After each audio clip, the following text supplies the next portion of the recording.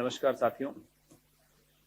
उड़ीसा में बालासोर में जो कल हृदय विदारक परसों जो ट्रेन हादसा हुआ, जिसमें 288 लोग मारे गए, 1100 के लगभग घायल हुए।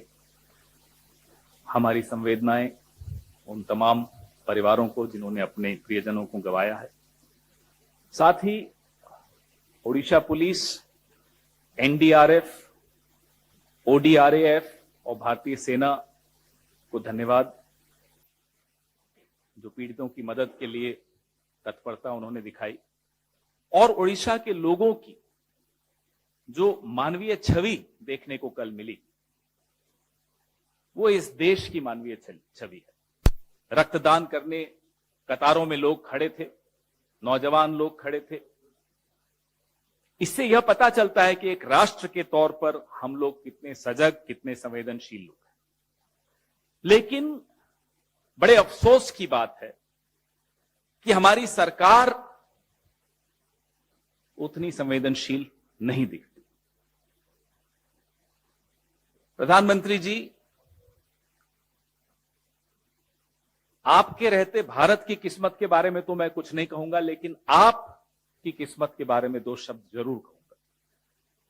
आपने एक कवच अपने आसपास खड़ा कर दिया।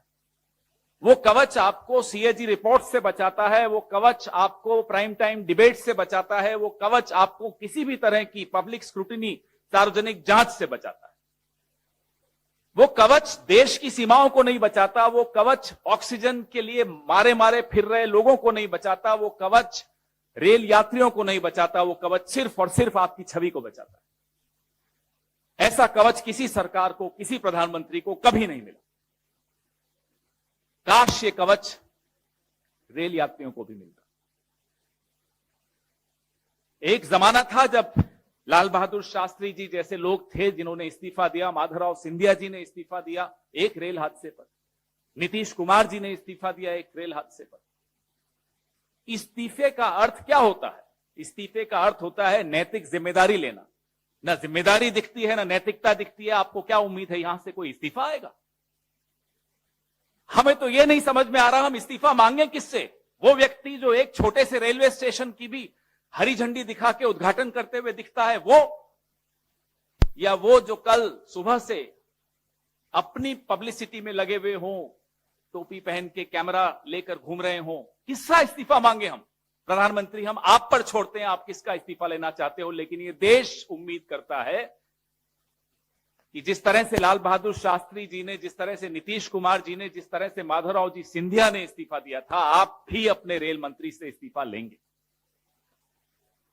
सीएजी रिपोर्ट आपके सामने है,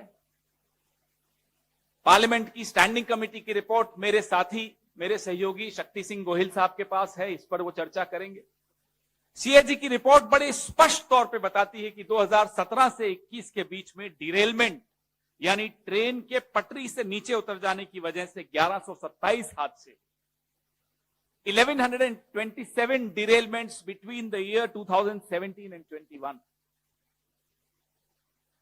बाय द वे, ये सीएजी रिपोर्ट वही है जिसको आधार बनाकर आप लोग भी किसी जमाने में प्राइम टाइम डिबेट्स करते थे और यूपीए की सरकार के मंत्रियों से इस्तीफे मांगते थे। तब वो कवच नहीं होता था जो आज प्रधानमंत्री को कवच मिला हुआ है, आप सबकी तरफ से भी मिला हुआ है।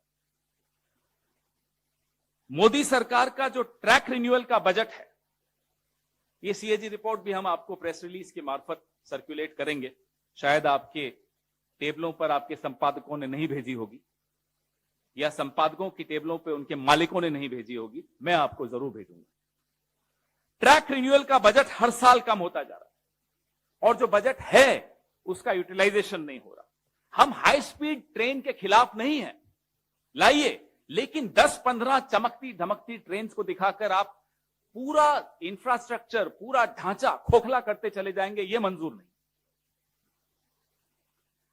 सवाल आपकी विजन, आपकी सोच, आपकी नीयत पर है। रेल मंत्री के ट्विटर रिप्लाईज अगर आप देखें तो जो आम डब्बे होते हैं, जनरल डब्बे होते हैं, बोगियां होती है, उनकी स्थिति आपने देखी होगी। यही कोरोमंडल एक्सप्रेस का कुछ दिनों पुराना अगर आप रेल मंत्री की टाइमलाइन पर जाएंगे तो आप देखेंगे वीडियोस, सांस लेने की जगह नहीं होती। यह है असलियत। आप वंदे भारत की 5-6 वो दिखा दिखाकर क्या बताना चाहते हैं कि पूरी भारतीय रेल ऐसी चल रही है? 70 साल अलग अलग सरकारों ने भारतीय रेल को एक भरोसे की सवारी बनाया था। आप मित्रजाल में फंसकर आम नागरिक की चिंता छोड़कर सिर्फ और सिर्फ चमकती धमकती पीआर के ऊपर के चक्कर में पड़ गए। खुद रेलवे मंत्रालय की रिपोर्ट बताती है कि रेल विभाग में 3,12,000 भर्तियां खाली पड़ी। रेल का बजट आपने खत्म कर दिया, भर्तियां आप भर नहीं पा रहे। हमारा इतिहास तो देख लीजिए, उससे तो सीख लीजिए कि कैसे जिम्मेदारी लेते थे, कैसे नैतिकता थी। लेकिन अब आपको एक नीति छोड़नी पड़े, प्राण जाए पर पीआर न जाए, यह नीति छोड़नी पड़े।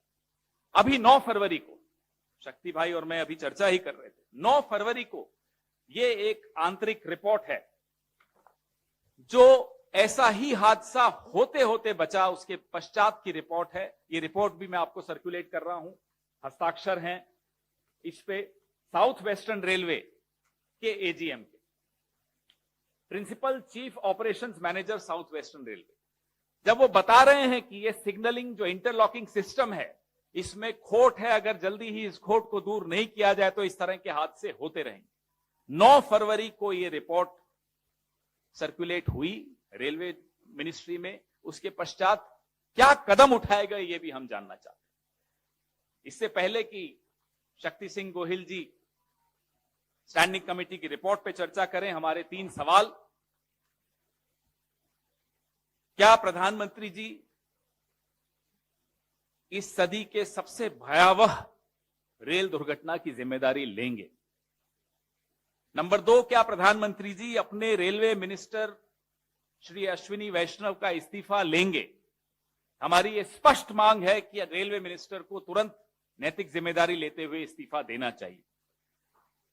सीएजी रिपोर्ट, पार्लियामेंट की स्टैंडिंग कमेटी रिपोर्ट, इन तमाम रिपोर्टों का, और ये 9 फरवरी की जो रिपोर्ट थी साउथ वेस्टर्न रेलवे की, इन सब रिपोर्टों पे जो सवाल उठते हैं, इन सवालों का जवाब प्रधानमंत्री जी की तरफ से कौन देगा? और मैं उम्मीद करता हूं कि सवाल आप उठाएंगे। माफ कीजिएगा, अगर ये कवच प्रधानमंत्री जी के आसपास आप लोगों ने नहीं खड़ा किया होता तो ये सवाल बहुत पहले उठते, सीएजी रिपोर्ट्स के सवाल उठते। इस रिपोर्ट को कहीं ना कहीं छपते हुए हम देखते, इस पे चर्चा और डिबेट्स होती, तो शायद ये 288 लोग अपनी जान नहीं गंवाते। हमारा और आपका काम सरकार को जनता से बचाने का नहीं है, जनता को सरकार से बचाने का। अभी भी समय है, हम सबको ये जिम्मेदारी निभानी पड़ेगी, नहीं तो ये दुर्घटनाएं होती रहेंगी, लोगों की जान जाती रहेगी और यूं ही हम एक दूसरे को ढांढस बनाते रहेंगे। शक्ति भाई। थैंक यू पवन भाई। साथियों, आप सबका स्वागत है। मैं सबसे पहले जिन लोगों ने इस हादसे में जान गंवाई है उसके प्रति मेरी पार्टी की ओर से और निजी तौर पे श्रद्धा सुमन समर्पित करता हूं। एक दूसरी भी श्रद्धांजलि देना चाहूँगा हमारे मेजर रिटायर्ड वेद प्रकाश जी। ज़्यादातर आप सबको यहाँ मिलते रहते थे, हर वक्त हंसते, बड़े मिलनसार। वो अचानक से हमारे बीच से चले गए हैं। मैं उन्हें भी श्रद्धा सुमन समर्पित करता हूँ। जो एक्सीडेंट में जाने गई उसके जाने का वक्त नहीं था, एक्सीडेंट से गई। कोई भी मुआवजा, कोई भी कॉम्पनसेशन एक जिंदगी को वापस नहीं ला सकता है, और इसीलिए जान की सुरक्षा को हर वक्त पे हम सबसे ऊपर रखते हैं कि अगर माल गया, प्रॉपर्टी गई, हुआ तो वो आ भी सकता है वापस, पर एक बार जिंदगी चली जाती है वो वापस नहीं ला सकता है, कोई नहीं ला सकता है। हमारे भारतीय रेल का इतिहास बहुत पुराना है। जब देश आजाद नहीं था, अंग्रेजों का शासन था, शुरू में हमारी रेलवे, आप नोट कीजिएगा, शुरू में हमारी रेलवे प्राइवेट पार्टीज के पास थी। लेकिन उस वक्त अंग्रेजों ने क्या किया था कि प्राइवेट पार्टी रेल चलाए, पर वो तो अपना मुनाफा देखेंगे। इसीलिए ये जरूरी है कि सेफ्टी के लिए उस प्राइवेट पार्टी को नहीं, अंग्रेज सरकार ने इंडिपेंडेंट इंजीनियर्स, जो सीधे सरकार के, शासक के पेड लोग थे, वो इसकी सुरक्षा देखते थे। वो कहते थे कि इस ट्रैक पे चलाओ, ये ट्रैक को रिपेयर करो, अभी रोक दो। वो इंजीनियर्स कहते थे, वो प्राइवेट कंपनी को करना पड़ता था, ट्रेन ऐसे नहीं चलती थी। आजादी के बाद हमारी सरकारों ने सोचा कि ये ठीक नहीं है कि रेलवे तो अपना मुनाफा देखेगा, तो रेलवे की सेफ्टी के लिए, पैसेंजर सेफ्टी के लिए रेलवे से हटके अलग डिपार्टमेंट के पास एक कमीशन होना चाहिए। रेलवे की सुरक्षा की चिंता करते हुए कमीशन रेलवे सेफ्टी अलग बना, और वो रेलवे मंत्रालय के नीचे नहीं, इसको रखा सिविल एविएशन, नागर विमान विभाग के नीचे उसको रखा, और वो देखते थे। ये कहते हैं ना प्रधानमंत्री जी कि जो कसूरवार है उसे बख्शेंगे नहीं। मैं आपके पास जो डेमोन्स्ट्रेट कर रहा हूं वो दिखाएगा कि इसमें कसूरवार सीधी सरकार है और मोदी सरकार है। मेरे पास, मैंने आप सबको एक कॉपी दी है, transport, tourism and culture department related standing committee की रिपोर्ट है, जो कि राज्यसभा में 8 दिसंबर 2022 को पेश हुई है। ये पब्लिक डॉक्यूमेंट है।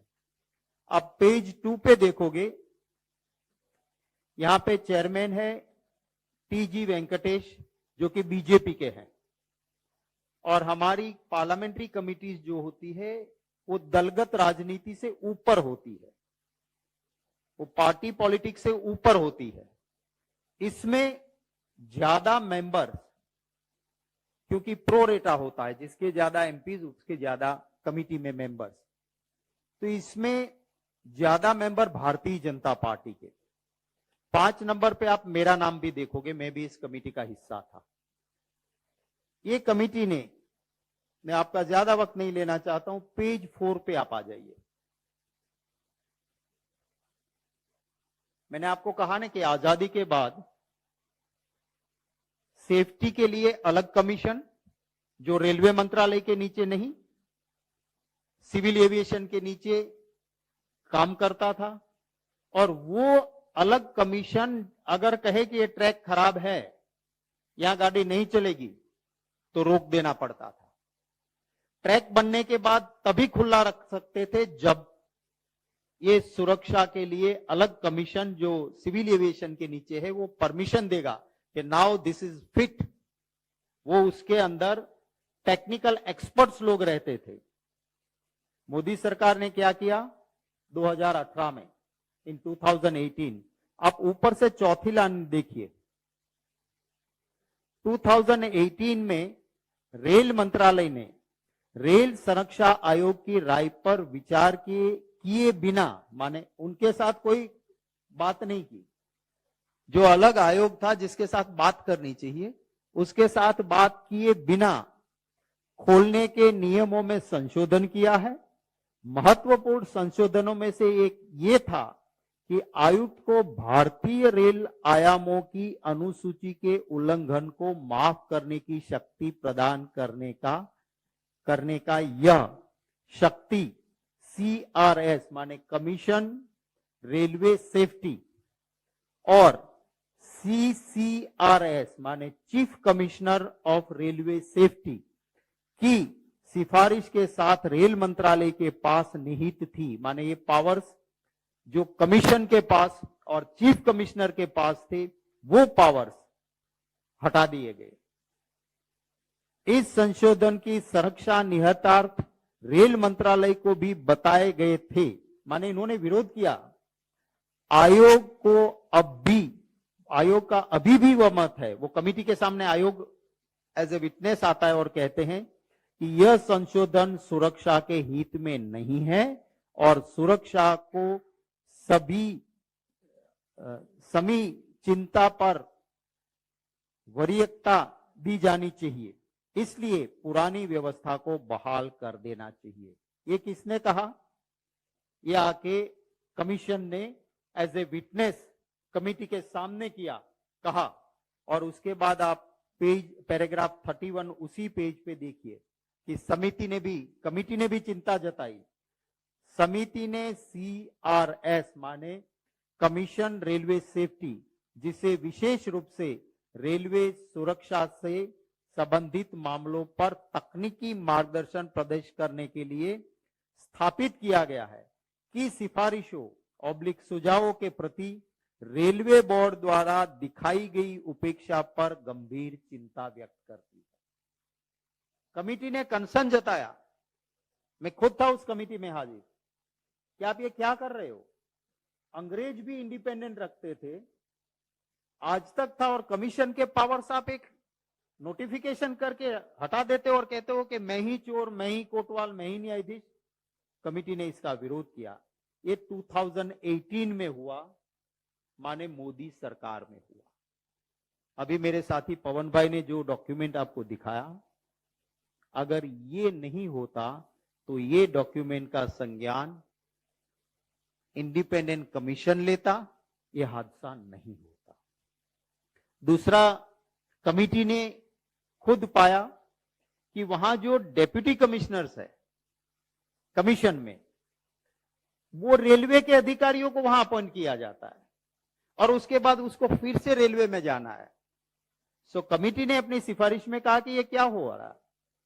अगर एक टेक्निकल आदमी आपको कहेगा कि आप गलत कर रहे हो, कल को उसके फिर रेलवे बोर्ड के कर्मचारी के तौर पे आपके वहां जाना है डेप्यूटेशन खत्म होने के बाद, वो आपको कैसे कहेगा कि आपकी गलती है या आप गलत कर रहे हो? वो भी कमेटी ने कहा।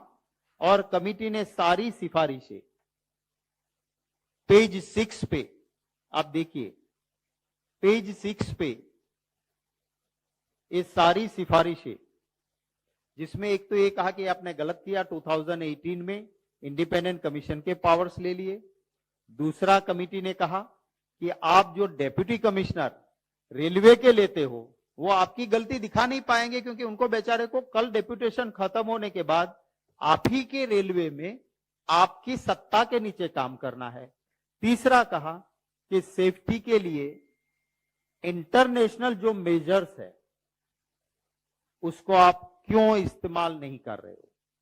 All over the world latest equipments, latest coaches जो बन रहे कि अगर खुदा ना खास्ता कोई ऐसा हादसा भी हुआ तो पैसेंजर सेफ्टी के लिए जो पैरामीटर्स है उसको आप क्यों इंप्लीमेंट नहीं कर रहे हो?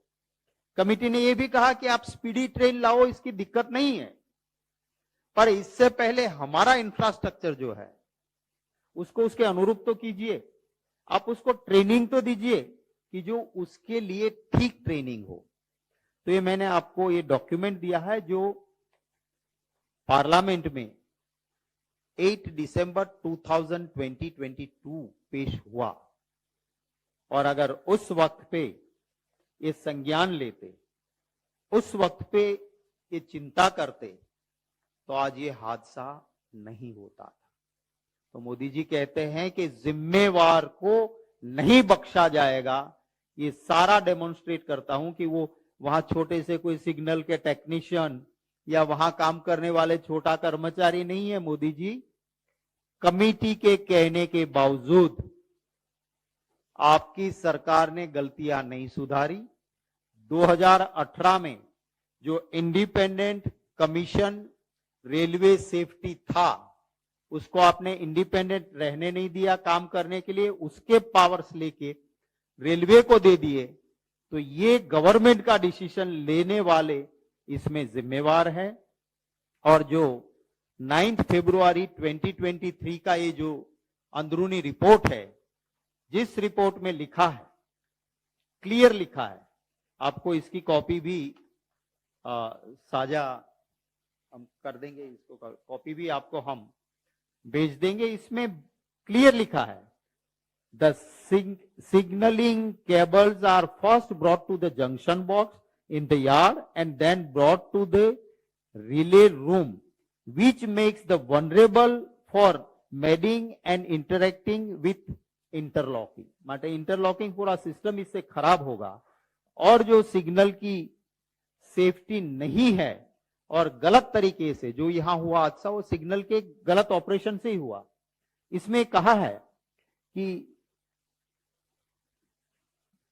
if the signal monitoring system is not monitored and corrected immediately, आप इसका पैराग्राफ 9 जरूर हाईलाइट कीजिएगा, जो कहा है कि if the signal maintenance system is not monitored and controlled immediately, then it would be lead to happening of such a recurrence a serious accidents।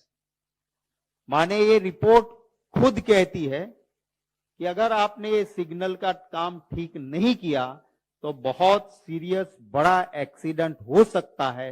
वो principal chief operation manager south western railway वो खुद लिख के देता है, और फिर भी मोदी सरकार कुछ नहीं करती है। ये साफ दिखाता है कि इसके लिए जिम्मेवार यही लोग हैं